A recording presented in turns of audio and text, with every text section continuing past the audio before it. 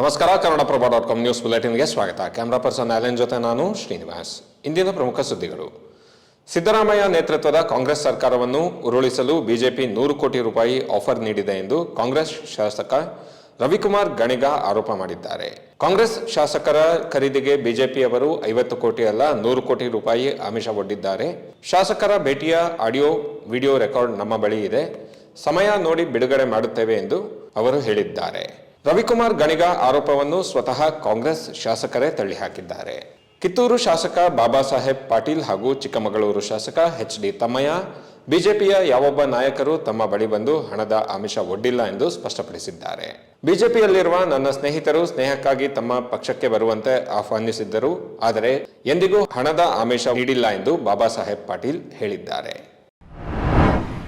ಬಡತನ ರೇಖೆಗಿಂತ ಮೇಲಿರುವವರ BPL ಕಾರ್ಡ್ಗಳನ್ನು ರದ್ದು ಮಾಡಲಾಗುತ್ತದೆ ಎಂಬ ಚರ್ಚೆ ನಡುವೆಯೇ ಯಾವುದೇ ಕಾರ್ಡ್ಗಳನ್ನು ರದ್ದು ಮಾಡಲಾಗುವುದಿಲ್ಲ, ಅನರ್ಹರ BPL ಕಾರ್ಡ್ಗಳನ್ನು APLಗೆ ವರ್ಗಾಯಿಸಲಾಗುತ್ತದೆ ಎಂದು ಆಹಾರ ಸಚಿವ KH ಮುನಿಯಪ್ಪ ಹೇಳಿದ್ದಾರೆ. ಸುದ್ದಿಗಾರರೊಂದಿಗೆ ಮಾತನಾಡಿದ ಮುನಿಯಪ್ಪ, ಪಡಿತರ ಚೀಟಿ ವಿಚಾರವನ್ನು ಸುಮ್ಮನೆ ರಾಜಕೀಯಗೊಳಿಸಲಾಗುತ್ತಿದೆ. ಸರ್ಕಾರ ಯಾವುದೇ BPL ಅಥವಾ APL ಕಾರ್ಡ್ಗಳನ್ನು ರದ್ದು ಮಾಡಿಲ್ಲ, ಅನರ್ಹ BPL ಕಾರ್ಡ್ಗಳನ್ನು ರದ್ದು ಮಾಡಿಲ್ಲ, ಬದಲಾಗಿ APL ವರ್ಗಕ್ಕೆ ವರ್ಗಾಯಿಸಲಾಗಿದೆ ಎಂದು ಹೇಳಿದ್ದಾರೆ. ಸದ್ಯ ಜನಸಂಖ್ಯೆಯ ಸುಮಾರು 80% ಜನರು BPL ಕಾರ್ಡ್ಗಳನ್ನು ಹೊಂದಿದ್ದಾರೆ. ಆದಾಗ್ಯೂ ಕೆಲವು ಅನರ್ಹ ವ್ಯಕ್ತಿಗಳು BPL ಕಾರ್ಡ್ಗಳನ್ನು ಹೊಂದಿದ್ದಾರೆ ಎಂಬ ಮಾಹಿತಿ ಬಂದಿದೆ. ಅಂತಹ ಕಾರ್ಡ್ಗಳನ್ನು ಬದಲಾಯಿಸುವ ಕೆಲಸ ಮಾಡಲಾಗುತ್ತಿದೆ ಎಂದರು. ಕಾಂಗ್ರೆಸ್ ಸರ್ಕಾರದ ಪ್ರಮುಖ 5 ಗ್ಯಾರಂಟಿ ಯೋಜನೆಗಳ ಬಗ್ಗೆ ಸುಳ್ಳು ಜಾಹೀರಾತುಗಳನ್ನು ನೀಡಿದ ಆರೋಪದ ಮೇಲೆ ಮಹಾರಾಷ್ಟ್ರ ಮುಖ್ಯಮಂತ್ರಿ ವಿರುದ್ಧ ಮೊಕದ್ದಮೆ ಹೂಡಲು ಸರ್ಕಾರ ಚಿಂತನೆ ನಡೆಸುತ್ತಿದೆ ಎಂದು ಮುಖ್ಯಮಂತ್ರಿ ಸಿದ್ದರಾಮಯ್ಯ ಹೇಳಿದ್ದಾರೆ.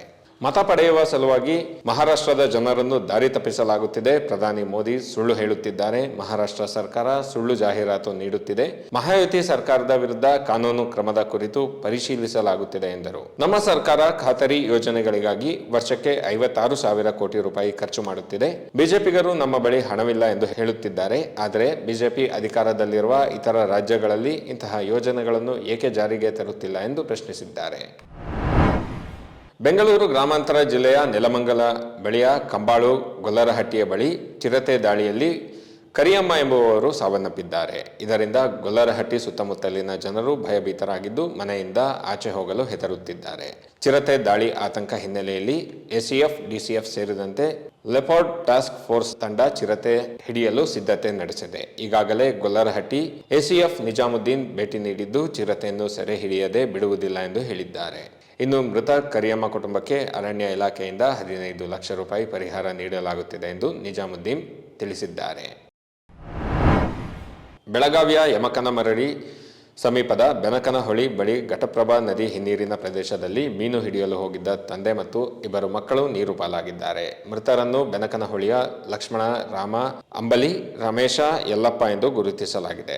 ಮೀನು ಹಿಡಿಯಲು ಹೋಗಿದ್ದವರು ಮನೆಗೆ ಬಾರದಿದ್ದಾಗ ಆತಂಕಗೊಂಡ ಕುಟುಂಬಸ್ಥರು ಪೊಲೀಸರಿಗೆ ಮಾಹಿತಿ ನೀಡಿದ್ದರು. ಮತ್ತೊಂದೆಡೆ ಬೆಂಗಳೂರಿನ ಗೆದ್ದಲಹಳ್ಳಿಯಲ್ಲಿನ ಅಪಾರ್ಟ್ಮೆಂಟ್ ಒಂದರ 7ನೇ ಅಂತಸ್ತಿನಿಂದ ಕೆಳಗೆ ಹಾರಿ ವಿದ್ಯಾರ್ಥಿಯೊಬ್ಬ ಆತ್ಮಹತ್ಯೆ ಮಾಡಿಕೊಂಡಿದ್ದಾನೆ. ಮೃತ ವಿದ್ಯಾರ್ಥಿ ಅದೀವ್ ಖಾಸಗಿ ಪದವಿ ಪೂರ್ವ ಕಾಲೇಜಿನಲ್ಲಿ ಮೊದಲ ವರ್ಷದ ಪದವಿ ಪೂರ್ವ ವ್ಯಾಸಂಗ ಮಾಡುತ್ತಿದ್ದ ಎಂದು ತಿಳಿದು ಬಂದಿದೆ. ಇವು ಇಂದಿನ ಪ್ರಮುಖ ಸುದ್ದಿಗಳು. ವಿವರವಾದ ಸುದ್ದಿಗಳಿಗಾಗಿ ಕನ್ನಡಪ್ರಭ.com ನೋಡಿ. ನಮಸ್ಕಾರ.